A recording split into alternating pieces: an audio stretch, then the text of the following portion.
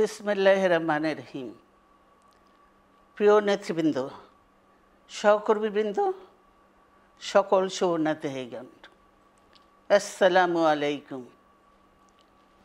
প্রতি বছর মে মাসের এই দিনটি আমাদের পরিবারে আসে এক বেদনা বিধুর স্মৃতি নিয়ে। এই দিনে শুধু আমাদের পরিবার নয়, বরং সমগ্র দেশই হয়ে উঠে পড়েছিল বেদনার্ত ও অভিভাবকহীন।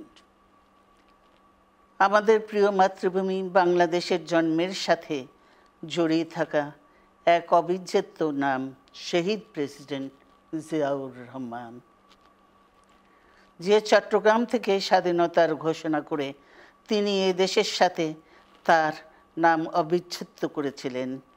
সেই চট্টগ্রামেই এক সফল, সৎ, দূরদর্শী ও প্রকৃত দেশপ্রেমিক প্রেসিডেন্ট হিসেবে নিজের জীবন উৎসর্গ করেছেন।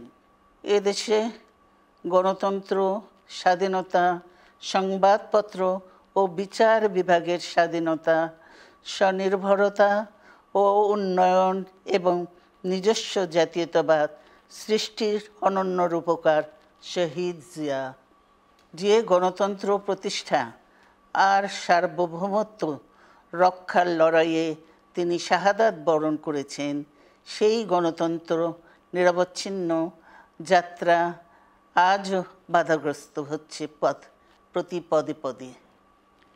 খুব শীঘ্রই আমরা বাংলাদেশকে গণতন্ত্রে পুনঃপ্রতিষ্ঠিত দেখতে পাব। এই হোক শহীদ জিয়ার শাহাদাত বার্ষিকীতে আমাদের অঙ্গীকার।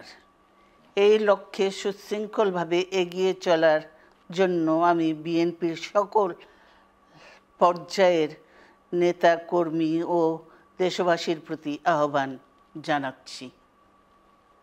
মনে রাখবেন, সবার জন্য গণতন্ত্র ও উন্নয়নের মাধ্যমে সকল সমস্যার সমাধানের যে রাজনীতি শহীদ জিয়া রেখে গেছেন, তা বাস্তবায়নের মাধ্যমে তার প্রতি শ্রদ্ধা জানাতে হবে। আমরা তার বিদায়ী আত্মার মাগফিরাত কামনা করছি। আল্লাহ হাফেজ। বাংলাদেশ জিন্দাবাদ।